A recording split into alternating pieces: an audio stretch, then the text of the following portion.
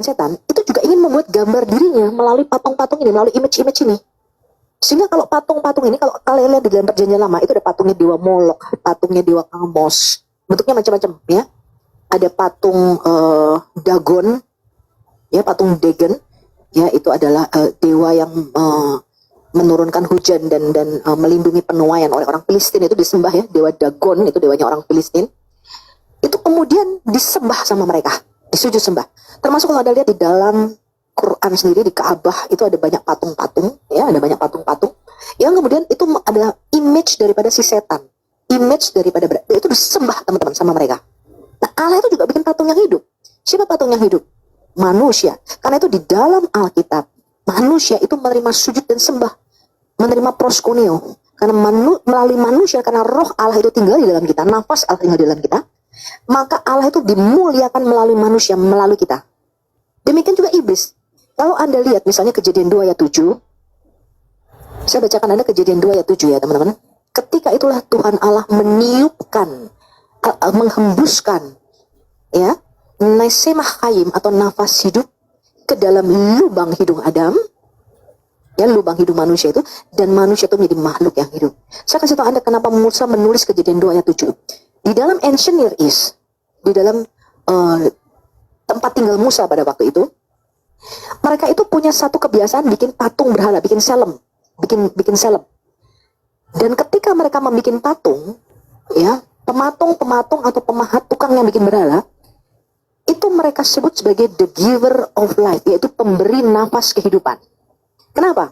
Karena orang-orang pada zaman itu, daerah Mesir, bukti-bukti arkeologinya kita temukan, ya, di daerah timur tengah, timur dekat Purba pada waktu itu, ketika pemahat atau pematung itu bikin selem, bikin gambar, misalnya patung Dagon, patung dewa ini, dewa itu, patung dewa-dewa gitu, mereka itu melakukan satu ritual, Yon. Ritualnya di dalam dunia timur dekat Purba itu namanya the opening of mouth and ear, yaitu ritual pembukaan mulut dan telinga. Jadi menggunakan, kalau di dalam video Al-Hayat ya, saya tunjukkan itu gambarnya, ada suatu alat begitu yang terbuat dari tulang-tulang binatang begitu, itu dimasukkan di mulut patung itu, dan mulut patungnya tuh dibuka. Jadi ini dibuka mulutnya, ya, atau disingkat dengan the ritual of opening mouth. Jadi mulut patung itu dibuka, lalu mereka tuh melakukan mungkin mantra-mantra atau nyanyian-nyanyian, puji-pujian. Mereka tuh panggil roh, ya, panggil roh, roh dewanya mereka, misalnya roh dewa Dagon atau roh dewa Molok atau siapa. Mereka melakukan ritual itu, lalu roh dewanya tuh dipanggil untuk masuk ke dalam patung itu. Nah, kalau Anda tidak belajar engineering, Anda tidak tahu begitu-begitu. Makanya ketika Musa menulis Kejadian 2 ayat 7, ketika itulah Tuhan Allah menghembuskan nesemah kayim ke dalam lubang hidung Adam, sehingga Adam itu menjadi makhluk yang hidup. Musa tuh mau ngomong begini loh, bangsa Israel waktu itu tinggal di daerah timur tengah Purba, yang mana mereka percaya bahwa para pemahat atau pembuat patung-patung itu mereka melakukan ritual the opening of mouth and ear, ya, ketika mereka bikin patung dari batu, dari emas, dari perak, dari kayu. Mereka memanggil ritual roh itu masuk ke dalam patung itu. Mereka seakan dihembuskan nafas nesemah kayunya ke dalam lubang patung itu, dan mereka berharap patung ini menjadi patung yang hidup. Karena itu pematung atau pemahat di daerah timur tengah Purba itu disebut pemberi nafas kehidupan. Nah, inilah yang ditentang oleh Musa. Jadi Musa tuh mau ngomong, bukan para pematung, mereka itu bikin patung, tapi tidak bisa apa? Tidak bisa jadi patung yang hidup. Coba kita lihat ini, Mazmur 115. Makanya patung itu tidak boleh disembah, karena mereka gambar daripada iblis. Sedangkan yang boleh disembah itu manusia, karena manusia adalah gambar Allah. Coba kita lihat ya, Mazmur. Anda tangkap nggak ini? Mungkin bahasa saya agak tergopoh-gopoh. Iblis itu ingin memasukkan penyembahan untuk dirinya sendiri melalui patung-patung itu, teman-teman. Ya, tapi patung itu tidak bisa jadi patung yang hidup. Nah, coba kita lihat di Mazmur pasal 115.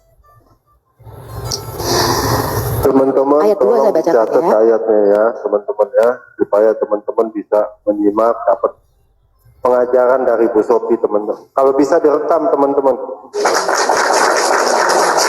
Silakan, Bu. Mazmur 115 saya bacakan ada ayat 2. Mengapa bangsa-bangsa berkata, di mana Allah mereka? Jadi pada waktu itu bangsa-bangsa itu mempunyai berhalanya masing-masing. Allah kita di surga, di Samayim, ya, Hasamayim. Ia melakukan apa yang dikehendakinya. Lihat ini, apa kata pemazmur, ya, tentang Allah bangsa-bangsa lain. Dikatakan nih, berhala-berhala mereka adalah perak dan emas, buatan tangan manusia. Mempunyai mulut tetapi tidak dapat berkata-kata. Mempunyai mata tetapi tidak dapat melihat. Mempunyai telinga tetapi tidak dapat mendengar. Mempunyai hidung tetapi tidak dapat mencium. Mempunyai tangan tetapi tidak dapat meraba-raba. Mempunyai kaki tetapi tidak dapat berjalan. Dan tidak dapat memberi suara dengan kerongkongannya. Seperti itulah jadinya orang-orang yang membuatnya dan semua orang yang percaya kepadanya. Jadi pada waktu itu bangsa-bangsa itu bikin patung-patung itu dari emas, dari perak, dari kayu. Biasanya mereka memahat itu kalau kalian baca budaya timur dekat purba, mereka bikin dari batu, mereka bikin dari kayu. Jadi pohon itu mereka ukir, itu namanya disebut Dewi Asyirah di dalam Alkitab kita, atau Asyirati, yang menjadi simbol Dewi Alat di dalam Quran sekarang ya. Jadi Asyirah di dalam Alkitab kita itu sama dengan alat. Kalau Anda lihat baca surah 53 dalam Quran, surah 53 ayat 19, itu ada yang namanya Alat, Al-Uzza, dan Manat. Itu adalah nama dewa-dewi yang disembah oleh bangsa-bangsa Arab pada waktu itu, ya. Nah, Dewi Asyirah di dalam Alkitab itu nama lainnya adalah Dewi Alata atau Dewi Alat yang ada di dalam Quran. Itu sama, itu dewi yang sama, ya. Iya, dan simbolnya itu tadi pemberi kehidupan. Makanya simbolnya kan kalau di situ kan vagina, VJJ, betul? Betul. VJJ ini loh. Halo semua. Beda nih, Bu. Waduh. Udah main jilat-jilatan nih si ini nih. Ya, kacangnya masih banyak anak kecil nih. Iya. Jadi iblis itu juga bercokol di tadi, teman-teman. Dia bercokol di atas patung-patung itu, memberikan referensi penyembahan untuk dirinya. Paham ya? Jadi mereka membuat patung dari batu, dari kayu, dari emas, dari perak, dari apapun, whatever, name it. Tapi Alkitab mengatakan mereka punya mulut tapi tidak bisa bicara, punya mata tidak bisa melihat, punya telinga tidak bisa mendengar. Kenapa?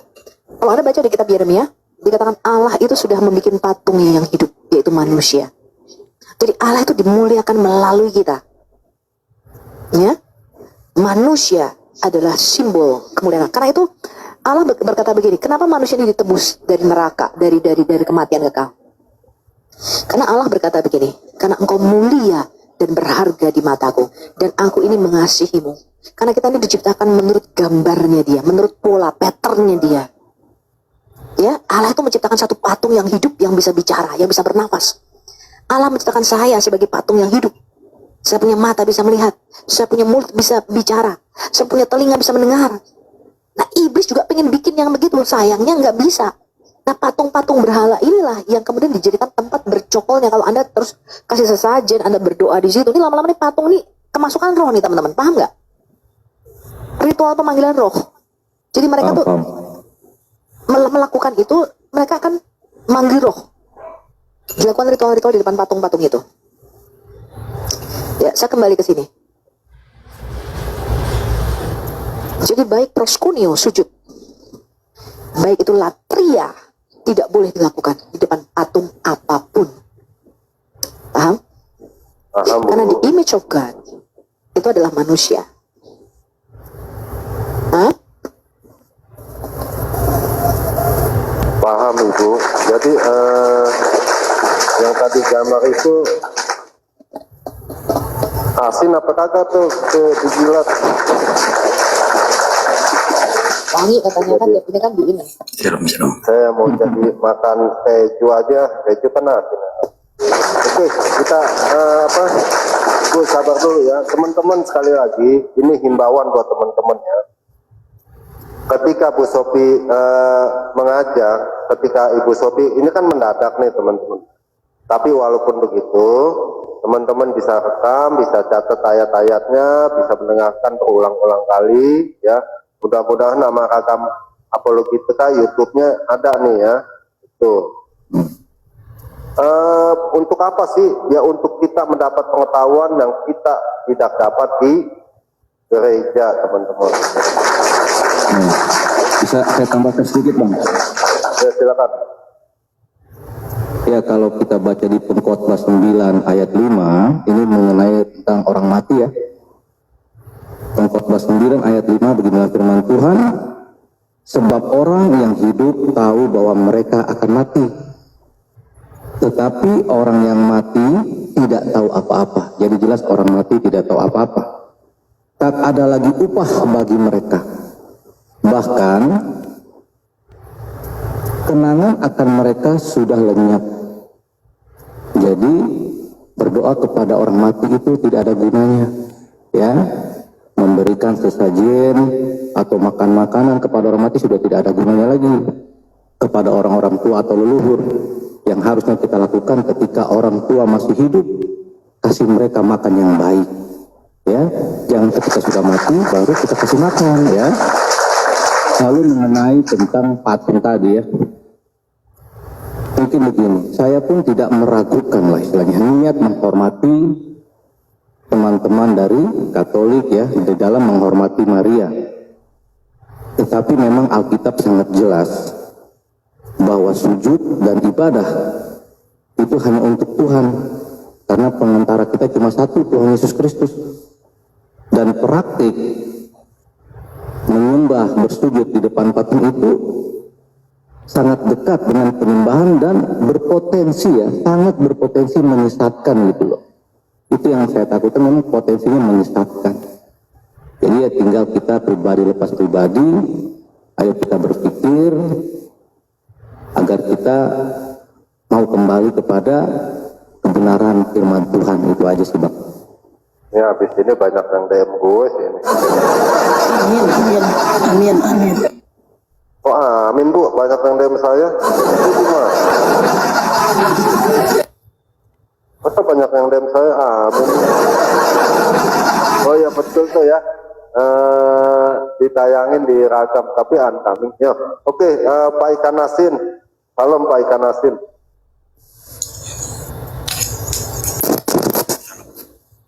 Pak Ikan Asin, salam. Nah ini salah satu orang Katolik yang apa sih?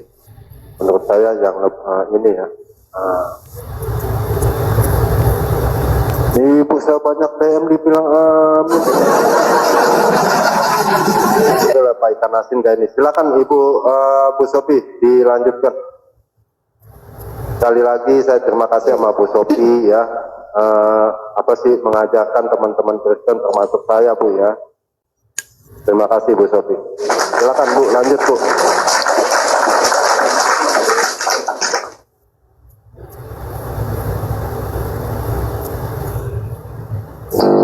Turun Pak Ikan Asin. Gini, kalian kalau misalnya saya yang ngomong, kalian bisa protes.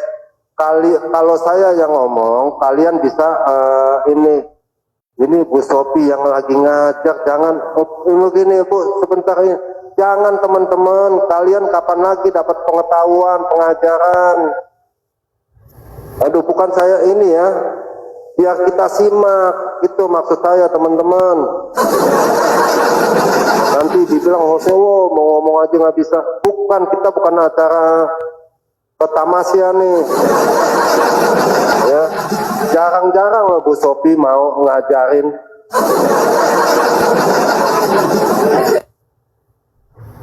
Silakan Bu, ini bikin hostnya naik pitama. Jadi gini, saya sih juga tidak meragukan seperti yang Pak Gema tadi katakan.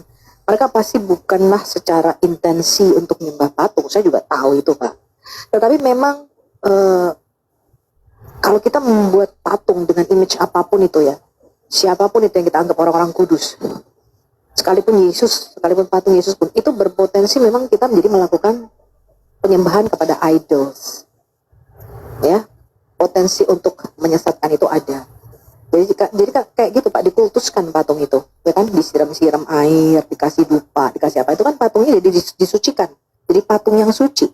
Nah itu yang udah menyalahi firman Tuhan. Ya, saya rasa itu teman-teman. Kalau intensi kalian, saya tidak meragukan itu. Kalian pasti orang-orang yang pengen melakukan ibadah yang betul kan, begitu kan, ya kan, mengimani gitu kan, menghayati iman. Tetapi memang potensi ketika kalian membuat patung menyerupai apapun, kemudian berdoa di depannya, di hadapannya, apapun itu intensinya, memang berpotensi untuk melakukan penyembahan kepada ilah lain. Ya, saya rasa itu ya teman-teman ya. Nah, kalau udah begini kan baru ada kesempatan teman-teman, kalau teman-teman mau kurang jelas, mau bertanya silakan. Jangan begitu lagi ini, Bu, begini Bu, begitu. Jadi teman-teman yang di bawah buyar. Oke Pak Ikan Asin, apa yang mau disampaikan, apa yang mau ditanyakan Pak? Ya, jadi kalau masalah patung yang ada di dalam Katolik ya, tentang Maria, itu bukan disembah Pak, tapi hanya untuk mengenang. Kami pun nggak pernah merasakan menyembah patung Maria maupun patung Yesus, nggak pernah. Ya, nggak pernah kami merasa kalau kami berdoa selalu mata kami merem, gitu. Dan di dalam masalah berdoa kepada Maria itu kami meminta doa kepada dia, bukan meminta berkat. Bentar Pak, saya potong Pak. Bapak berdoa kepada Bunda Maria. Hanya menggunakan salam, Pak. Salam artinya sesama manusia, itu kan salam Maria gitu. Salam Maria kepada patung itu. Nah, bukan kepada patungnya. Kan kalau kami berdoa juga kan merem gitu loh. Oh, meremnya. Maksudnya Ya kan? berdoa kepada... Nggak melihat patung itu kan gitu. Iya Pak, aduh Pak sahabat, saya cuma nanya. Bapak berdoa kepada Bunda Maria. Mengucapkan salam Pak. Iya, mengucapkan salam kepada Bunda Maria. Ya sudah. Ya sudah.